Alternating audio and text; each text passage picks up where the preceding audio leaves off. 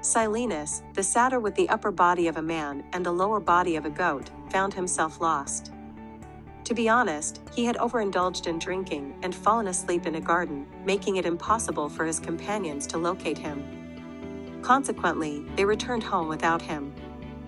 Fate intervened when King Midas stumbled upon Silenus sleeping peacefully in the palace rose garden.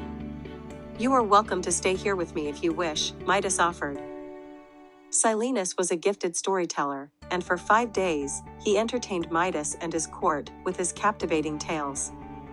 However, on the 5th day, he announced his intention to return to his master, Dionysus, expressing his concern that the god would be worried about his absence. Midas graciously agreed to take Silenus back to Dionysus, who was overjoyed to see his beloved satyr. "You have taken excellent care of him, Midas," the god said. "As a token of my gratitude, I would like to grant you a single wish."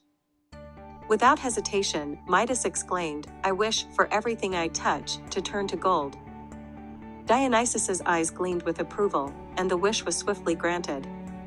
As Midas made his way back home, he reveled in the joy of transforming flowers and stones into glistening gold.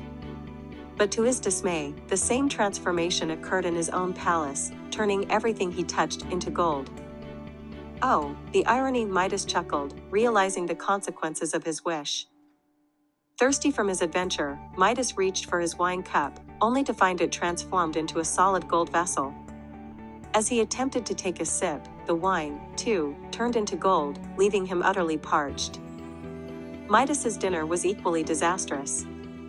Every morsel of bread, meat, olives, and grapes he touched turned into gold, rendering it impossible for him to eat. Amidst this chaos, Midas had a beloved daughter, whom he cherished above all else. She rushed to greet him with excitement, her eyes filled with joy. "Daddy, I'm so glad you're home," she exclaimed. Before Midas could stop her, she embraced him tightly. In that instant, the little girl transformed into a statue of gold, shattering Midas's heart. Overwhelmed with remorse and foolishness, Midas realized the gravity of his mistake. He wept and sought forgiveness from Dionysus, begging the god to reverse the golden touch. Dionysus observed Midas's profound remorse and acknowledged that he had learned his lesson. He instructed the king to bathe in a special river, promising that the golden touch would be washed away in its waters.